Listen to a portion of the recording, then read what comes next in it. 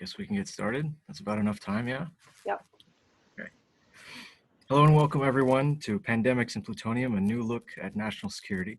I'm Mohammed Kilani, Director of the Seattle chapter of the Truman National Security Project. Thank you for joining us. Today we'll be featuring a fireside chat between Jackie Miller and Congressman Adam Smith on a broad range of topics like aligning the defense spending in context, COVID as a 9/11 moment, and foreign aid and diplomacy as part of national security. Congressman Smith is the representative of Washington's 9th District and chairman of the House Armed Services Committee. In his 11-term tenure in Congress, he has always been at the forefront of national security and foreign policy issues. Thank you for being here. Jackie Miller has a storied career as a diplomat and thought leader. She's currently the CEO of the World Affairs Council Seattle.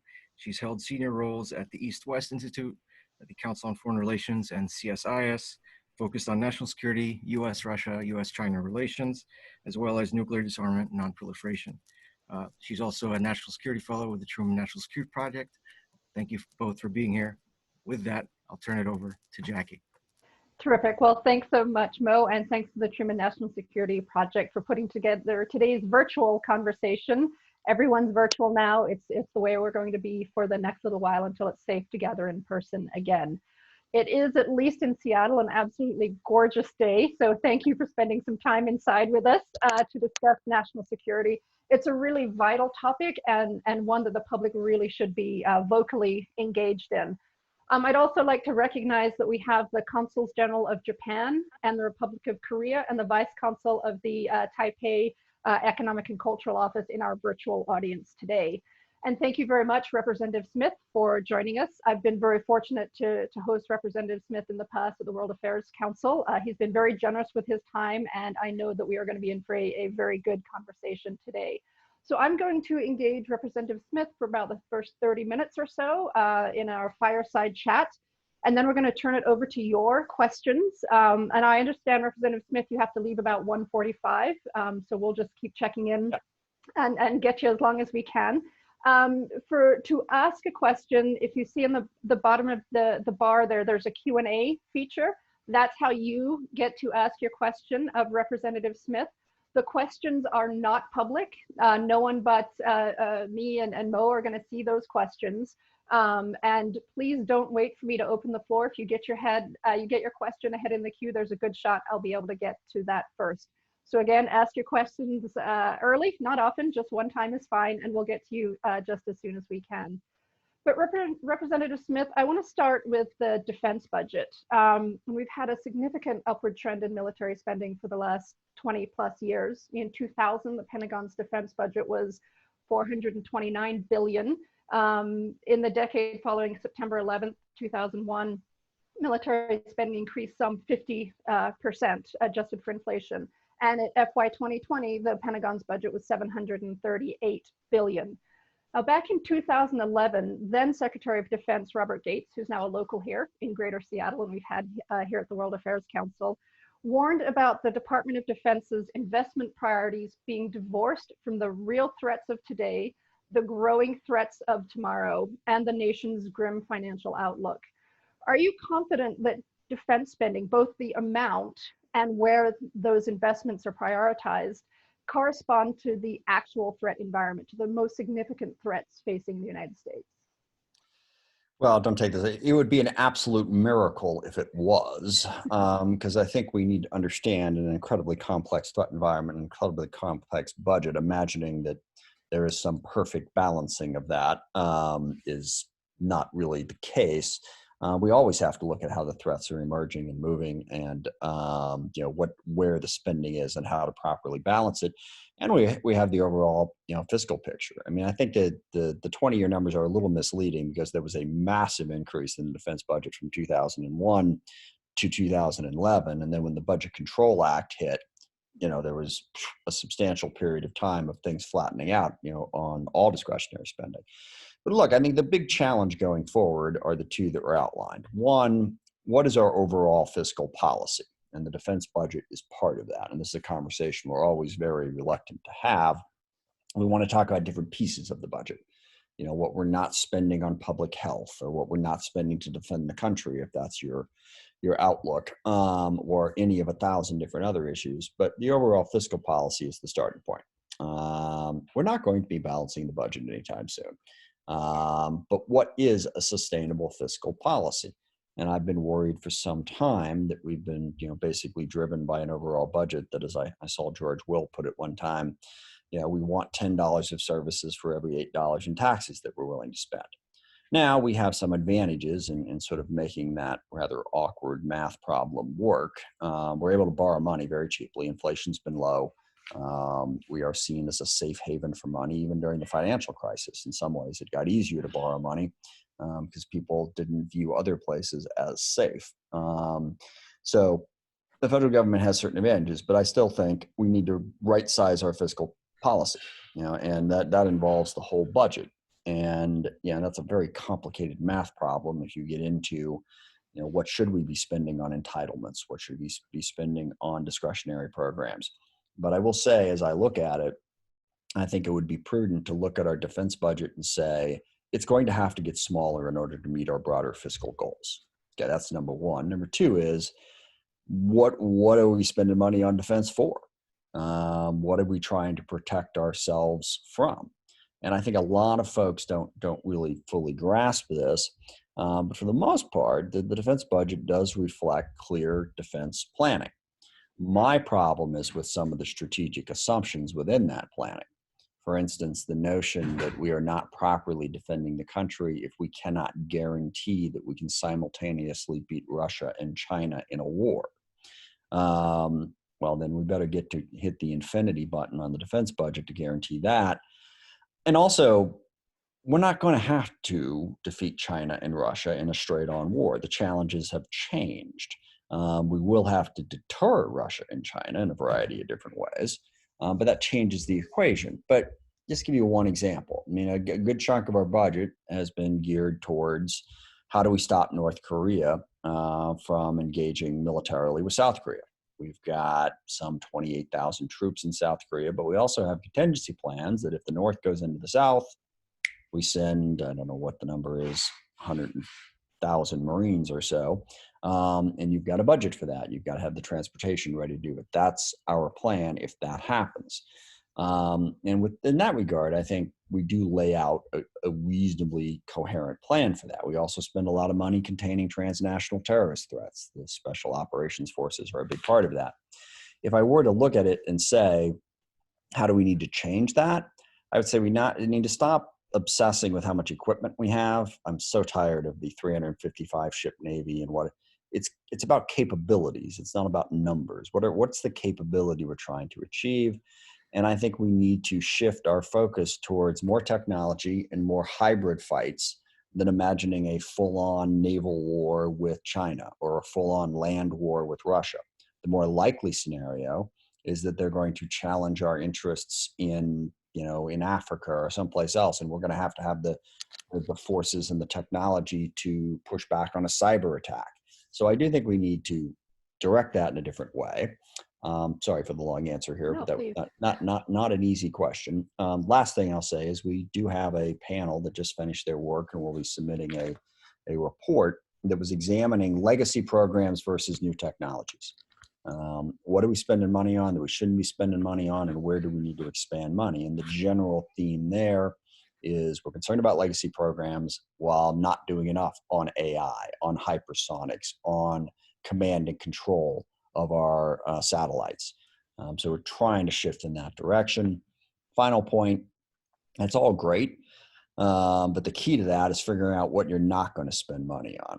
Because every time we decide, okay, we're not going to spend money here, someone's like, we have to spend money there. And that gets you into the rather intense political policy fight from that. But we're trying to shift over to focus on more technology in what will undoubtedly be a tighter budget. Great. I want to come back to the political fights and the NDAs. We've already had a question on that. But I want to turn to something that Mo mentioned at the outset. And that's, is this a new moment? So there's a Pew poll in March 29th where 79% of Americans said that the spread of infectious disease was a major national security threat to the United States. In May 29th, we only had about 4,000 deaths from COVID. Now we're up to over 76,000. And the pinpointing the spread of infectious diseases as a major national security threat surpassed responses on nuclear proliferation, on China, on terrorism.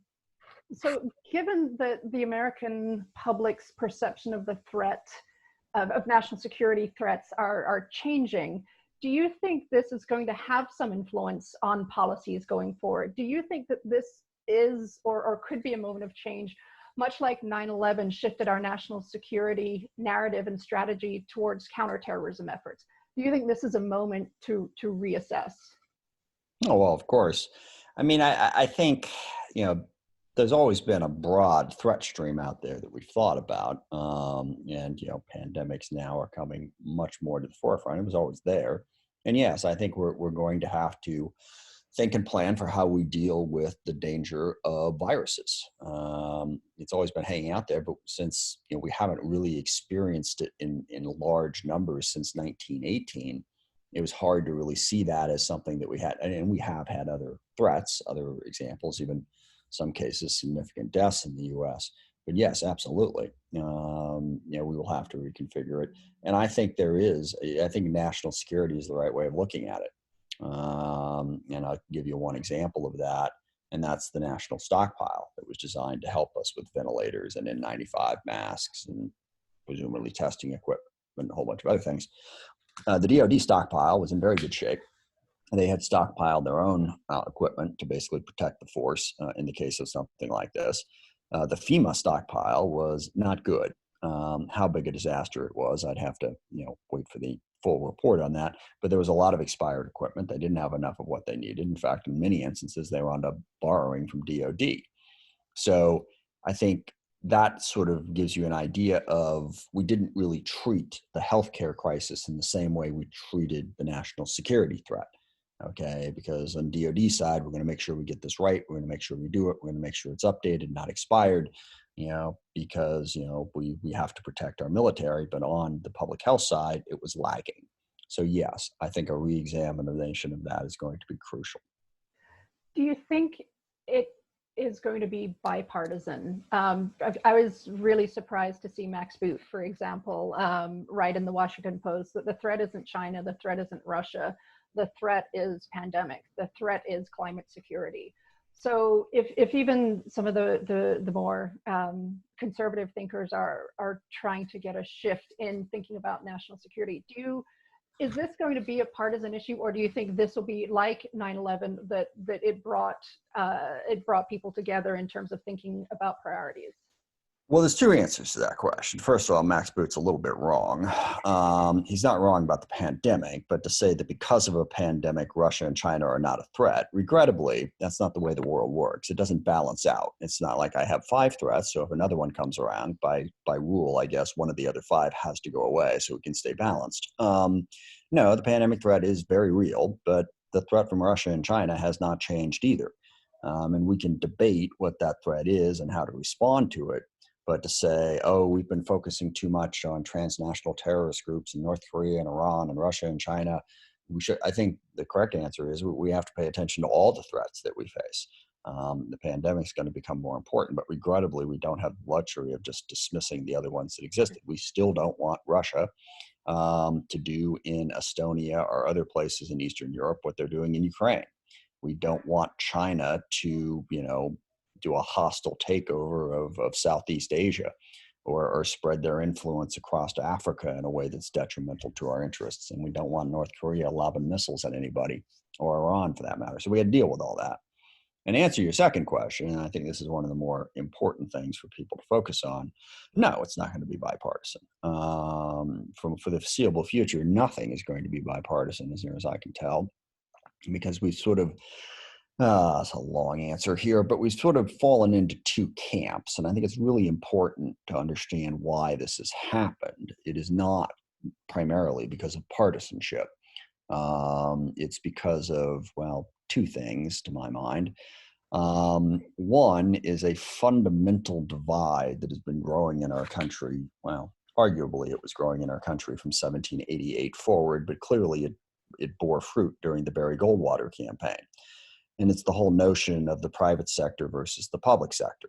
And you have the sort of the radical individualists. It's all about what individuals do and capitalism and freeing up people, and the government is a direct threat to that. And you have people on the other side that say capitalism is fundamentally evil. We need to have a sense of community, and all of that has just gone, and we've gone off in totally different directions. And now both sides are as extreme as they can be, because basically they see the other side as an existential threat. It is no longer just a matter of, well, I disagree. I don't think we should pass that tax. I think we should fund education in a different way. Or, I think that regulation is too onerous, or, it's not onerous enough. No, it is a full-on ideological, either you are in favor of a dystopian, individualistic, screw the people, selfish world, or you are in favor of full-on socialism where the government tells you, what you do every second of every day. And it's our team against their team. And there is literally nothing you can do or say to enable your team to win that is wrong or immoral in any way. All right. That has taken on. Now, there's reasons for that. I've always joked, and this will probably get me in trouble, but what the hell, I'm just saying it on an open forum.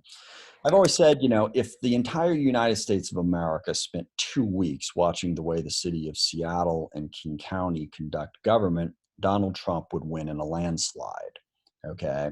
There are problems with the sort of, radical communal, there's a whole bunch of different issues there. But the point is that divide has been driven in a huge way. And on the other side, believe me, I am no fan of Donald Trump's, and I'm every little bit as appalled as the next person about, just the, fact-free way he chooses to run the world, and a whole bunch of other things for that matter. But that divide has driven us to the point where, you pick a team. All right. There's a whole bunch of examples of this, but I think of Martha McSally, who's actually a reasonably decent person, a pretty good legislator, but somewhere along the way, she was kind of critical of Trump early on, and oh my God, that did not go well. So she turned on a dime, and now she is, as big a Trump fan. He can do no wrong. Everything is perfect. You name it. That's the way the political thing is going, and that division has caused the problem. And the other reason that this happens is, ironically, because of capitalism. Capitalism is all about markets, and I can't think of the thing off the top of my head for which there is a larger market in the United States of America than anger and outrage. That is a market that will never stop giving. I mean, it's the whole Fox News thing. I mean, I don't know ideologically what Fox News believed at first, but they absolutely believed in money. And they figured out, Roger Ailes and a bunch of other people figured out that you can make a ton of money by going after those people in our country who are you can make them outraged and angry about the liberal elites, the media, the academia, the scientists who all think that they're better than you. Rush Limbaugh, as I read his early career, I think he worked for the Kansas City Royals at one point, but he wasn't, Stephen Miller. He wasn't going to college with some ideology to believe. He was just sort of bumming around. And it was like, hey, I can make money doing this. I can make a god-awful amount of money doing this. I get on the radio and I piss people off. I make them angry. And then more people listen to me and I get more money. And the same's true on the left. You see it rising up on the left now. If you come along and say, oh, well, wait a second.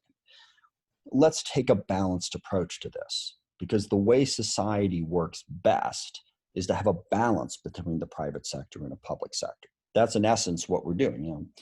What should the government do? What should the private sector do? Okay, this tax helps here, but it's going to hurt there. How do we balance this? How do we take a sensible approach to making public policy decisions? I think, if someone was listening to talk radio, they would have turned me off about 30 seconds ago. Oh God, really? You want to be moderate and sensible? No. Tell me about how, the city of Seattle is doing something outrageous that proves that they don't care about people. Get me angry. And as long as we continue to fuel the anger, we're focused on anger, not solutions. And I think that's sort of where we're at right now. So someone's going to pick a team. I mean, you've seen it. Are you on team mask or are you on the other team? All right. It's a scientific question, people. It's not an ideological thing. There's no reason on God's green earth that liberals should be more likely to wear a mask than conservatives. All right. But here we are. All right. The whole lockdown's what it's become. Danny Westing had a good column about if you'd watched the Republican gubernatorial debate that they live streamed, you wouldn't have known there was a public health crisis. Because to talk about the public health crisis, I guess, is to be critical of Donald Trump or to support a nanny state or something. I don't know. But the point is, here we go. And there are some of us, I am one of them, as we try to get another bipartisan NDAA passed, who are trying to cut through all of that and still get a sensible problem-solving approach to government. But it's getting more and more difficult every day.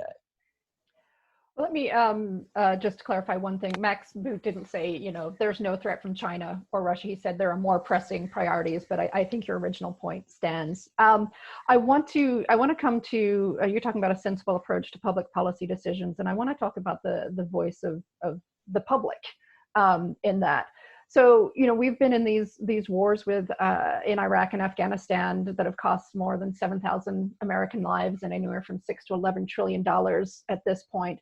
And, the real cost of that fighting have really been borne by a very, very small percentage of America, and that's soldiers and their families. Most Americans have not been directly affected or called upon to make sacrifices to sustain these wars. And we've seen very little of the effects. But this pandemic is different. We are all affected. We are all being asked to make sacrifices. Some don't like that we're being asked to make those sacrifices. So this threat is really being experienced by all of us. And I think that's fundamentally different. Do you expect or do you hope for a new engagement from the public in terms of what's a best approach for defense spending, especially when there's some real context now, I think, where, if you can say to someone, well, you can have one F-35 or you can have 7,000 ventilators, now there's more context there. So what are your expectations on public engagement in the discourse, and what do you hope for? Well, first of all, we're not really all in this together. Okay.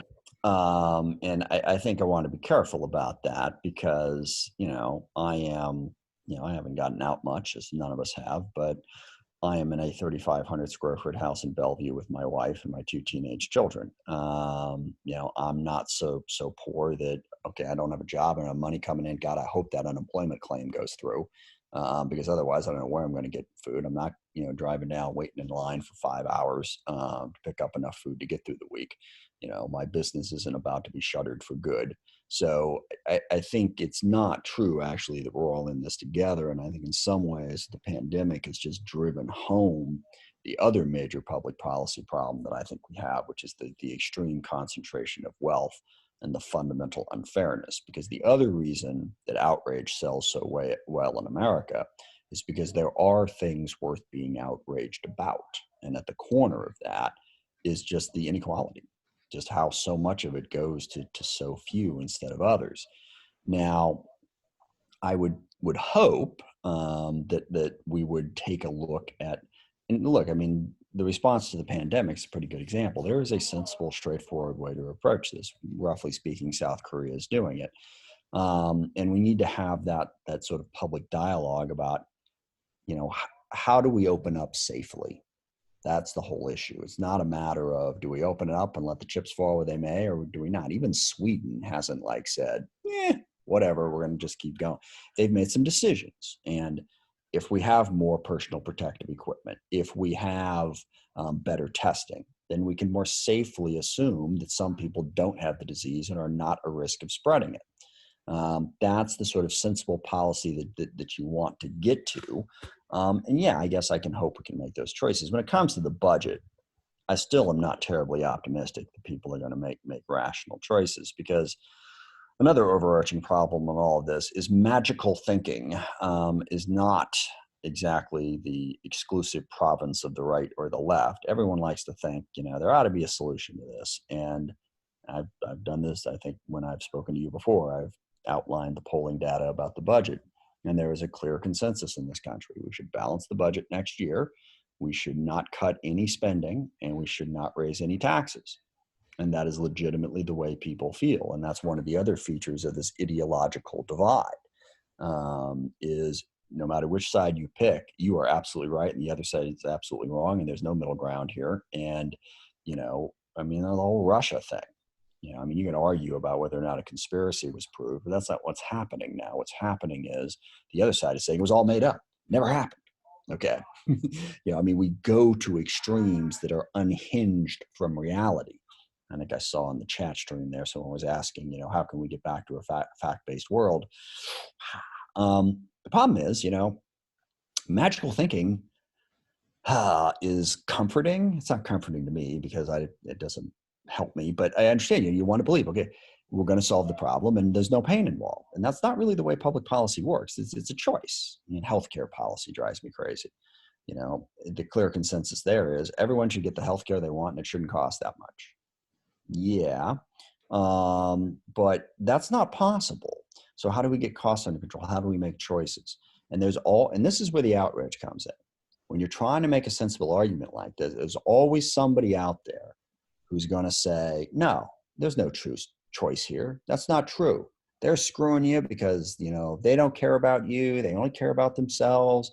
And people, actually, I think there was, I'm trying to think if this is applicable or not. I've been binge watching Scandal with my teenage daughter.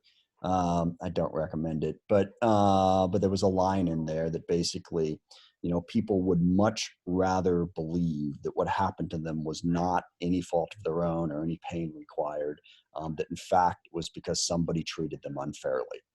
They would much rather believe that, because to believe that you are responsible for not ideal outcomes is tough. Much easier to believe that it's somebody else's fault. And if only that somebody else hadn't done what they did, well, I could have done this and everything would have been fine. It would all be good if someone hadn't been stupid and thoughtless. So we need to sort of get past that way of thinking and embrace the idea of trying to come together as a society and assess problems honestly, and then try to make the best decision. But it's hard.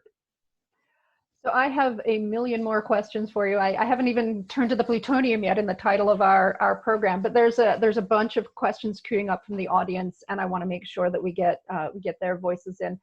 Now someone's asking, and I'd want to ask you a question about development and diplomacy as part of national security, and that comes together well with a question from the audience that is, as the pandemic almost literally turns the focus of our citizens inward, what is the best way to continue to make the case that international aid supporting basic education and basic health contribute to our global security as well as alleviating suffering? Well, I think the pandemic drives home the point. And one of the unfortunate aspects of the Trump presidency is just philosophically, he doesn't agree with this. And then once you get in this divided team, everyone in his team then has to agree with him because that's where they're at. And the Trump presidency does not believe as much in international institutions or in the U.S. being actively engaged in the world. They're pitching the narrative that the rest of the world has taken advantage of us, that our engagement in the world has been this profound act of benevolence for which the rest of the world is insufficiently grateful. So screw them, we're going to take our ball and go home. And I think the exact opposite is true. And the case is the same case that I've been making for 20 years, which is our reasons for engaging in the world are basically four. Depending on my mood, I either put this one first or last. I like to put it first because I like to believe in this. We are the most wealthy, successful, economically anyway, nation in the history of the world by a comfortable margin. 4% of the world's population, 20% of its consumption. We are in a position to help people, and our basic values and our basic ethos should be, if you're in a position to help people, you should help them. In the developing part of the world, it's just the right thing to do. Extreme poverty is something that should be combated. People dying of preventable diseases is something that we should combat because of who we are as a nation and because of how powerful we've been, frankly, because of how much we've benefited from that power. We should be willing to at least try to help the rest of the world. But okay, if we don't want to go all soft-hearted and liberal, there are three very hard reasons why it matters to us. And I was saying this before the pandemic. One is global health. Microbes don't know borders, as we now don't need to drive home that point. If there are places in the world that don't have adequate health systems and things spread and we don't work together with that, it can instantly impact us, as we have seen. Number two, basic economics. We have a certain lifestyle in America, which we've grown accustomed to. In order to maintain that, we need access to markets. Going back to the 4% of the population, 20% of the consumption, the growing markets are in the rest of the world. And if there isn't prosperity there, we don't benefit from it. So we need access to those markets. And last is security. As we saw on 9/11, unstable states, if the rest of the world has fallen apart, then then extremist ideologies are more likely to gain a foothold. They're more likely to get to a place where they can grow terrorist organizations and ideological nut jobs can become operational. So if Somalia has fallen apart right before this pandemic broke, or actually while it was breaking, I was in Africa, in Mali and Niger. Now, they're way away from anything, but ISIS, Al Qaeda, those groups, they've got a real foothold there.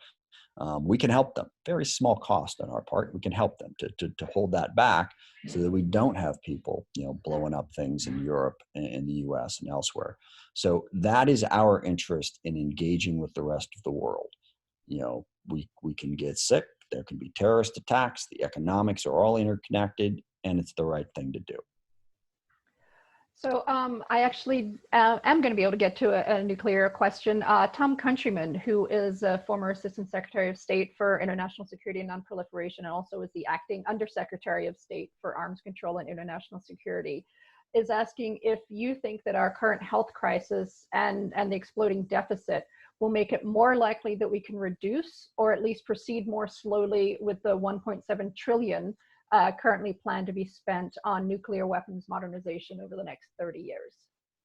I think it certainly should, and that's something that I've advocated for, as most of you know, that when I look at those budget numbers that I talked about earlier, and you want to ask the question, okay, we can't do everything we would like to do, so where does it make sense to pare it back a little bit?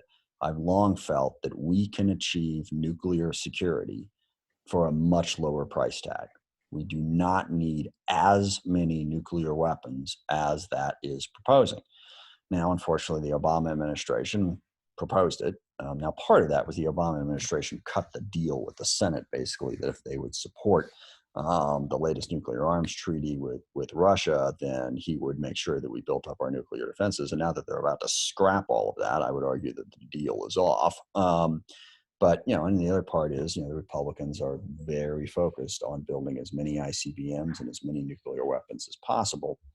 Now, I will go off on a personal little pet peeve here about this. I have been spectacularly unsuccessful in convincing my colleagues of this. Certainly the Republicans, but even some Democrats are like, well, we got to defend the country. We need the nuclear weapons. I think there is an argument. And we took a swing at it last year. The battle there was over the deployment of the low-yield nuclear weapon. We lost that battle. We actually had language in my bill that we passed out of the committee, and then we kept that language on the floor, defeated a Republican amendment to try and get rid of it. And so the bill that we Democrats passed out of the House would have stopped the deployment of the low-yield nuclear weapon. In conference, the Senate Republicans and the White House flat refused to accept that, and we lost. So naturally, all of the anti-nuclear forces blamed me. Now, that's just brilliant, because the problem with that is, aside from the fact that it's personally irritating, but I can get past that. Life is such. I've been doing this for a long time. I've developed a very thick skin.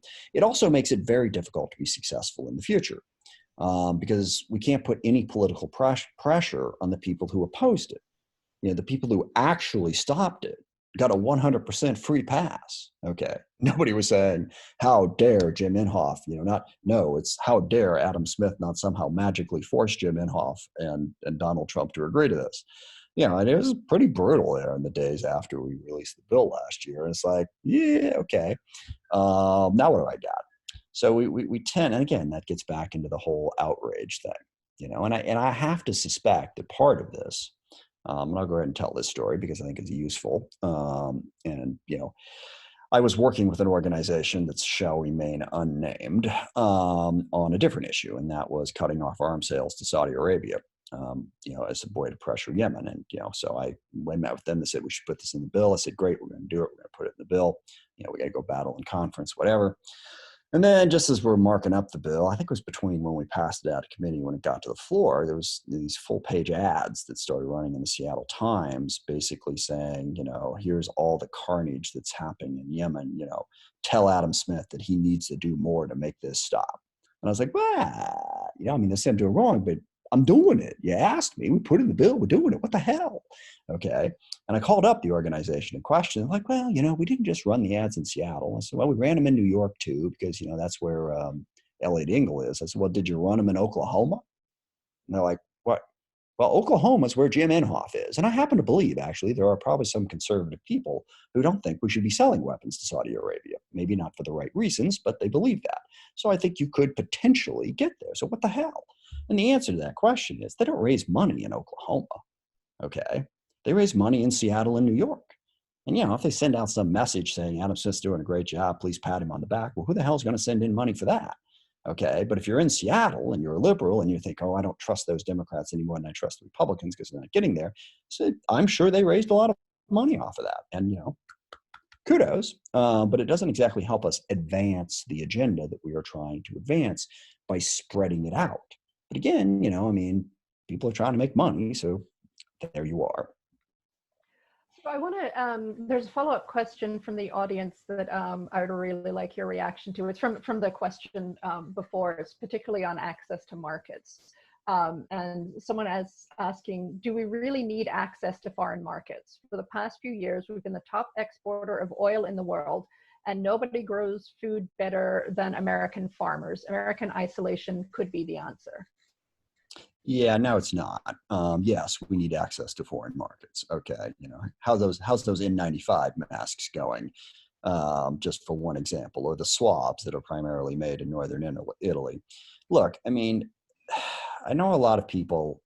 I understand, not as fully as some, to be sure, that the global economy is brutal. It takes capitalism and competition up to a level that makes it much more difficult to provide the basic necessities of life for people. Because, you're working at a job one day, all of a sudden, somebody halfway across the world has a different idea that, renders whatever it is you're doing no longer economically viable, and it's gone like that. And technology enables us to do that.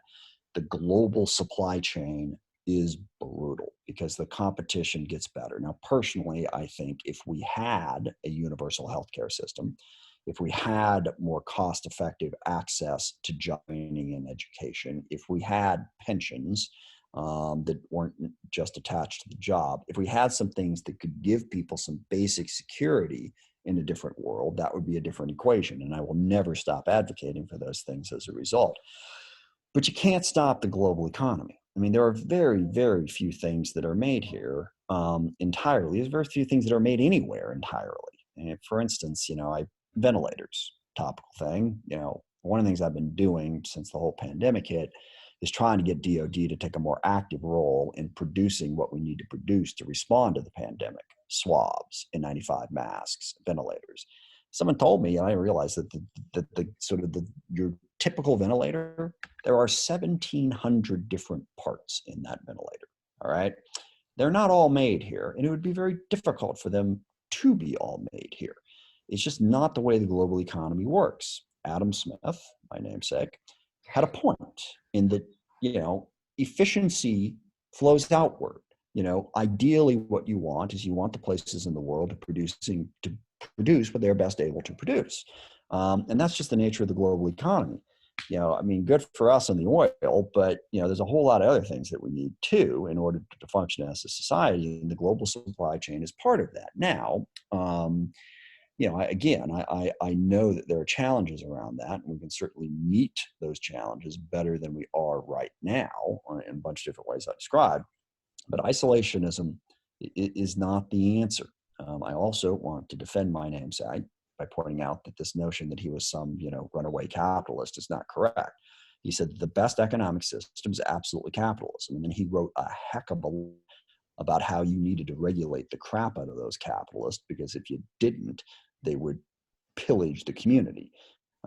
It's what they do. That's why we need the government and the public in there to advocate for the public interest to balance out what capitalism does. But yeah, I mean, isolationism in the current global economy is not going to work, in my view. So I want to turn quickly to a question on misinformation, and someone from the audience is asking, how do we deal, especially political, with increasing levels of misinformation around the national security implications of the coronavirus? For example, the Wuhan virus was grown in a lab. And I'd actually like you to expand it out a bit more, because China and Russia are using coronavirus, as a tactic, as a crisis point in their misinformation campaigns against the US. So not just the misinformation around COVID, but what our adversaries are doing in terms of misinformation to better position themselves and weaken the United States. Yeah, I mean, at the end of the day, misinformation is a major problem because it travels so fast now. The internet gets it to everybody instantly, and there's a whole bunch of different ways to drive that. Based on what people are looking at on the internet. You can learn a lot about people, get information into their minds, and then spread dishonesty much more rapidly. And I think that's always going to be a challenge. But I will come back to my original answer that up front we have to get people to think that truth and accuracy is a value worth pursuing. Honestly, I think if you feel that truth and honesty are a value worth pursuing, it's difficult but not impossible to sift through all that information and learn the truth, I don't know, and learn things that are factually accurate. But if your orientation is, I got my team, I'm on Team Trump, so you show me information that makes Trump look bad, no, that's bullshit. Sorry. Oh, there's something that makes him look good, I'm all over it. Or, I'm on Team Anti-Trump. So whatever I see that makes him look bad, I'm for it. Like even, and granted, Pompeo and those people have just taken it to absurd levels. They don't actually have concrete evidence that that started in a lab. And increasingly the genetic information out there, and I don't understand this, but epidemiologists basically say you can tell if it came from a lab or not. But at the moment, we don't know. I mean, so to say concretely that there's no way that this snuck out of a lab isn't really accurate. We don't know. Probably not. But you don't see people giving that answer. You see people saying, oh, you're another conspiracy moron. You think it came out of a lab. Well, yeah, I mean, if we don't know, we don't know. Let's be accurate in what we say. But again, it's all about that ideological point and also about the outrage. And that's what Trump's trying to do right here from a political standpoint. People are going to be outraged and concerned. He's got to give them a target. He's got to give them a target that is useful to him politically. And he has picked China as the target to focus that outrage in a way that he thinks will politically benefit him. So we've hit 1:46. Do you have time for another question? I do. Yeah, I got a couple more. Thank you so much. I've got a bunch here, and I'm actually going to go to a question from the Director General of TICO here, Alex Fan, who I know you know, and he's asking about with the many personnel on military ships in the Pacific having contracted COVID-19. Can the U.S. maintain its capability regarding freedom of navigation over the Taiwan Strait and the South China Sea, especially when there are incidents of Chinese military aircrafts intruding into Taiwan's air defense identification zone? So should Taiwan be worried that our force projection capabilities will be lessened in an area of very significant concern? Well, there are a number of things that Taiwan should be worried about, but I don't think that's one of them. And this actually is a pretty good indication of how you can respond intelligently in a fact-based manner to coronavirus. And we had a call on the Armed Services Committee is doing things like this in lieu of actual public hearings. And we heard from the Deputy Secretary of Defense, Mr. Norquist, and the Vice Chief of Staff, General Hyten. And they really went to school on what happened on the Roosevelt and figured out how to contain the virus. And it's a combination of a whole bunch of different things, because they were fascinated by the fact that the virus, they did not have their first symptomatic case until 16 days after they left Vietnam. It's like, well, how, supposedly quarantined for 14 days and it's all good. So what they discovered was they had a lot of asymptomatic cases. So you just didn't see it coming. So they figured out a combination of quarantine, testing, can put them in a position where they can have greater protection and know that a ship's good to go. And thus far, our readiness has not suffered in this crisis because they've learned the lessons of all of this. That 14-day quarantine is not a silver bullet. Okay, do the 14-day test. Do some testing, do some separation. There's ways to do this that enable you to protect the force, and they've been able to do that. They also benefit greatly from the fact that people serve in the military skew younger and healthier. So they're more likely to have asymptomatic cases now. And I think I'm a huge fan of David Norquist, which is funny because I know his brother too. Not such a big fan. That would be Grover Norquist from the American Taxpayers. Yeah, would love to get the two of them in a room sometime together. But David is brilliant. And he basically said, look, we're younger and we get healthier. He said, actually, a flu outbreak is a greater threat to readiness than a coronavirus outbreak because the flu is more debilitating amongst more people.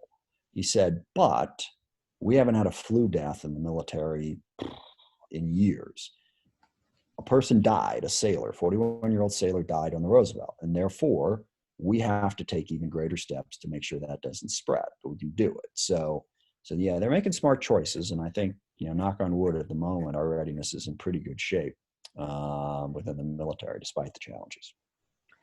So we've got a question here I'd really love your thoughts on. How should the U.S. change course to more effectively constrain our autocratic frenemies like Mohammed bin Salman, al-Sisi, and there's more we could add onto that list. Oh, yeah. Well, we could stop encouraging them as a starting point. This has always been a difficult balance, and I've always felt that, particularly on the liberal side of the equation, we needed a greater appreciation for that difficulty.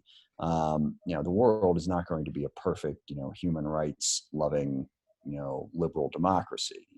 We will have to work with people who we don't necessarily agree with everything they do.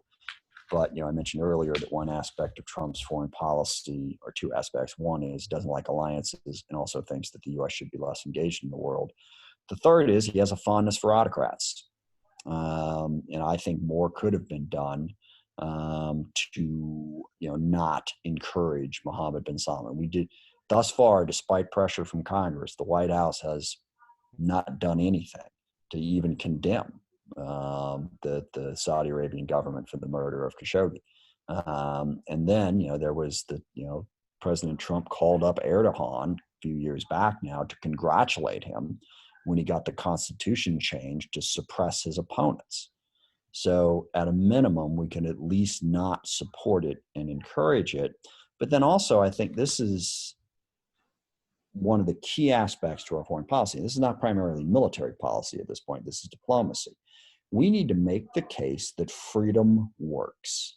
Economic and political freedom is a better model than the autocracy that China is pushing. And as you've seen, China on the coronavirus is pushing the fact that, see, we told you our government works better. Autocracy works better. We have not been, for some time, and certainly under the Trump administration, aggressive advocates of the model of economic and political freedom.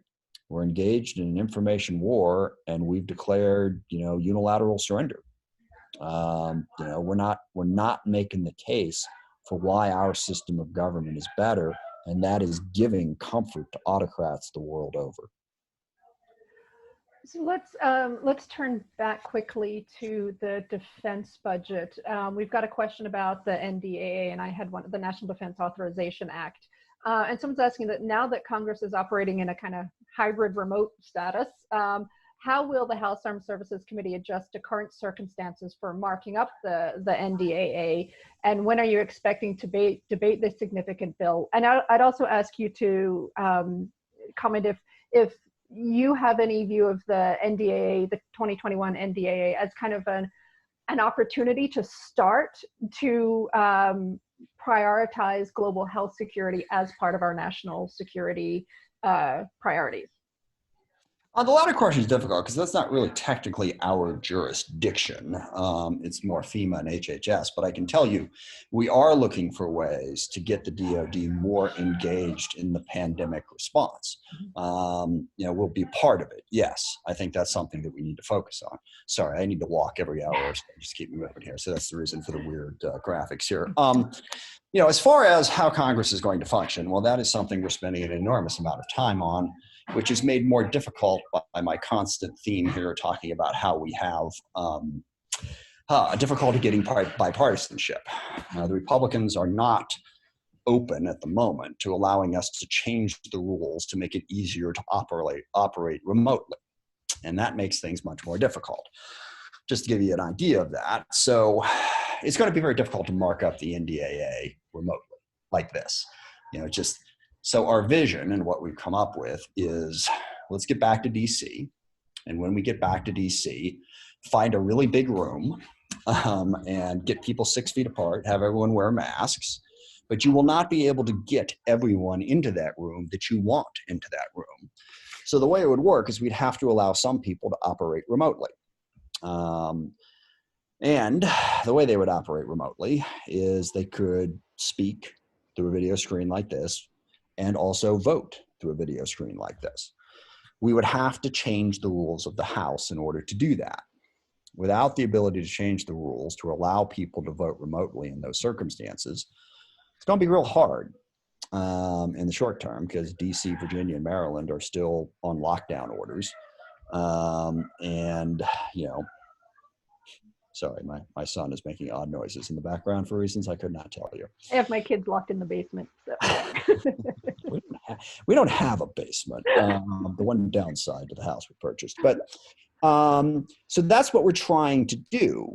We're operating remotely, but in terms of doing a more particularly, and to answer your last question, there's a positive and a negative as far as the NDAA being sort of the example of how we do this. The positive is many years it's the only bill that we pass, throughout the entire process. So, sometimes, the appropriations bills in some form or another, but we've done CRs before.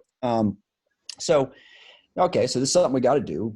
It's not controversial. It's not, it's controversial, but it's not, so there's a better shot at bipartisanship. The downside is if you're going to try out a new way to mark up bills, do you really want to start with a 741 billion, 2,000 page bill that usually gets 450 amendments in committee and another 100 or 200 on the floor?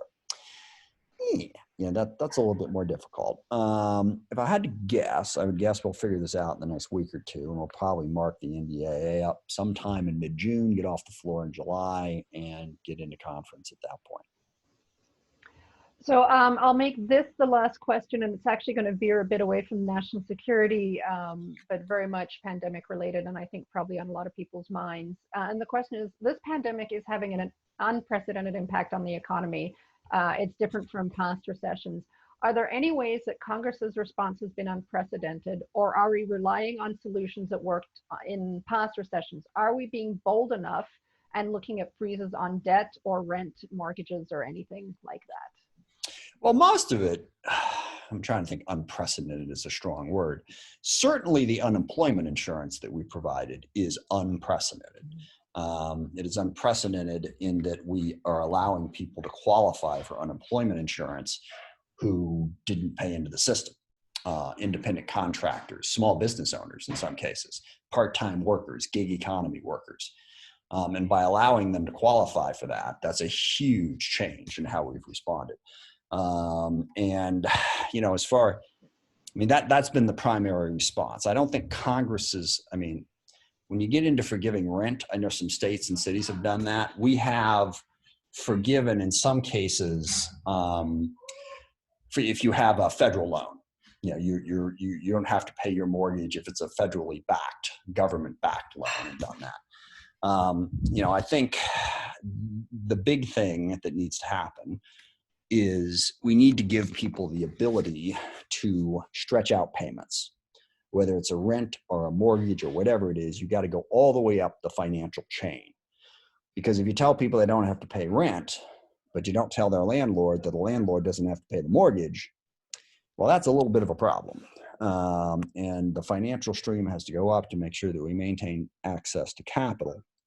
And that's what we're trying to do. And I will also say, at the risk of getting myself into trouble, I don't think the 2008 response was as terrible as everyone says.